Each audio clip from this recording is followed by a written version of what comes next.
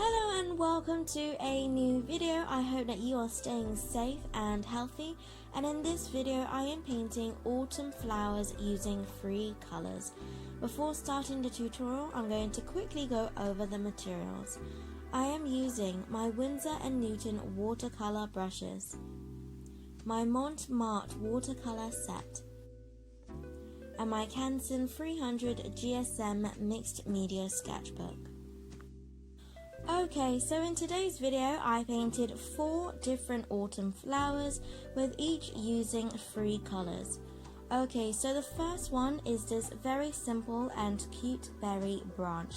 This is not a flower, but I thought it went with the autumn theme, so we're just gonna run with it. So I start by painting pink circles in clusters, but in the back of my mind imagining where I will be placing the branches later on. If you find it easier to paint the branches first, then you can do that. I just went with berries first. So while the pink berries were still wet, I added a dark purple. Then with my size 3 round brush, aka a thin brush, I painted the main branches in the middle of the berry clusters and then added the small branches connecting the berries to the main longer branches. You can add more berries to fill in the page more if you want to.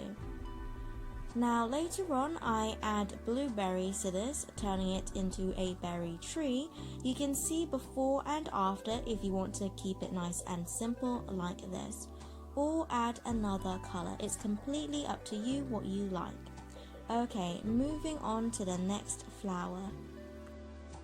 This flower is a cornflower, so with this you want to paint lots of short strokes, either pointing away from the center of the flower or pointing towards the center, and curving these strokes to form small petals.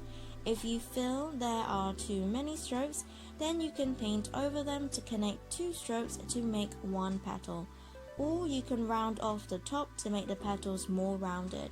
But you don't want to overdo this as cornflowers have that spiky look. Once I was done with the blue petals for one flower while it is still wet, I then added the dark purple to the center of the flower, gently dabbing the paint and letting the paint slowly bleed into the blue. For the petals turned at an angle, you want to paint one side of the petals longer than the other side to give the illusion that it's facing either right or left. To keep the stems and leaves simple, the stem is a vertical line from the bottom of the flower. If there is a flower that is lower down, then continue the line downwards till you reach the flower so that the stem is just touching, and from the bottom of the flower just continue the line as you would have if there wasn't another flower there. For the leaves, you can paint 2 long curved strokes to make the outline of the leaf and fill it in, but leaving a line of the bare page for the highlight. Adding leaves along the stem to fill in some of the negative white space. And that is the first layer of the second flower done. The third flower is a colchicum. So using my purple, I paint this flower with 4 or 5 petals to keep it simple, painting the flowers at different angles and sizes. I imagine a center point that the petals are coming from and paint the petals around that point and changing the angle and size that the petal will appear. If you find it difficult to visualize in your head as you paint, then you can always have a few reference photos in front of you, which is always helpful. When the petal was still wet, then I added hints of blue to the purple paint.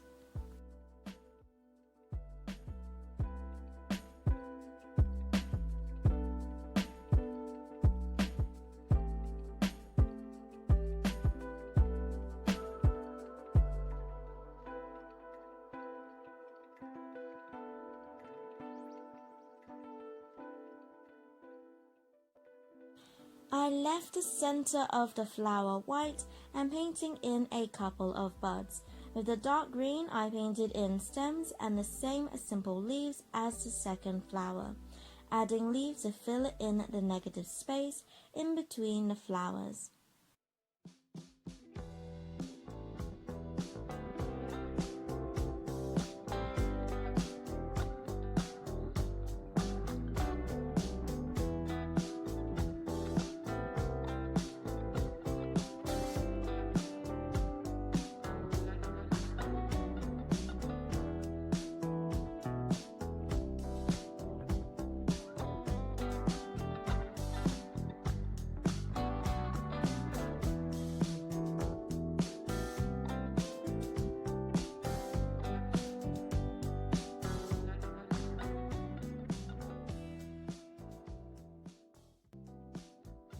And I went on to the last autumn flower, which is Gonfarina, which look like cute spiky raspberries on stems.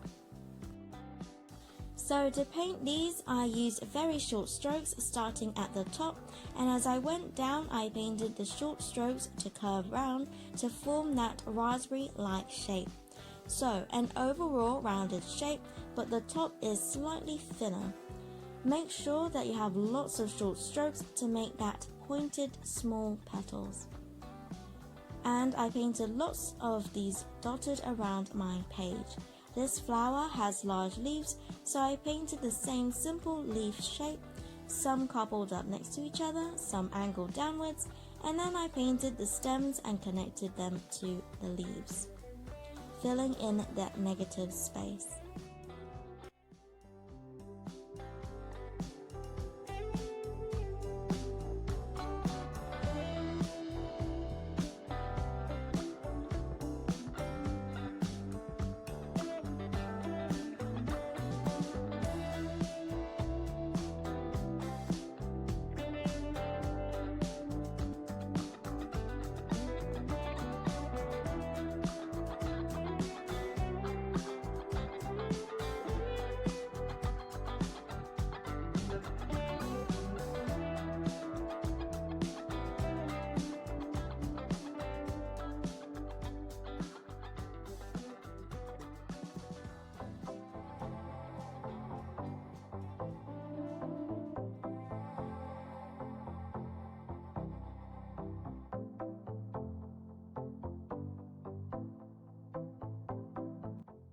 Then when the flower and leaves were dry, I started adding a second layer for all of the flowers. So for the Gonfarina at the bottom right, I used the same pink for the flower, but this time adding even shorter strokes to make the flower have some dark shadows. So I would add the shadows at the center and at the bottom of the flower. For the leaves, I used turquoise to add the leaf veins on top of each of the leaves. So this is a line down the center of the leaf, and the lines on each side of the center line going outwards and diagonally along the leaf.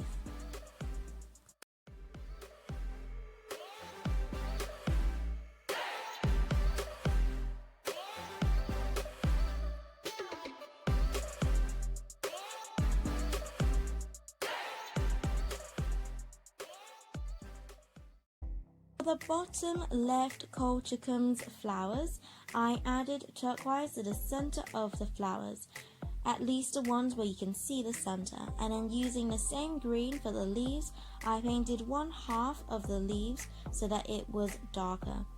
The second layer that I am doing, as well as this entire video, are just suggestions to paint these flowers. So pick out what you do like with or without the second layer to create a flower painting that you like. Then the second layer for the cornflower, I did the same as the colchicums and painted one half of each leaf darker, using the same green I used to paint the leaves. For the berry branch, I thought that it looked quite bare compared to the other flowers and decided to add a second color of berries, making it more into a berry tree rather than a branch. So I painted turquoise berries and used the same purple to connect them to the branches. And then that is all 4 autumn flowers done. Thank you so much for watching. If you like this autumn flowers collection, you can check out my spring flower collection and all my simple autumn landscape and tree painting. I would really appreciate it if you like this video and subscribe for weekly Saturday videos where I paint flowers, animals, landscapes, as well as other watercolor and drawing related videos. And as always, God bless, and I'll see you later.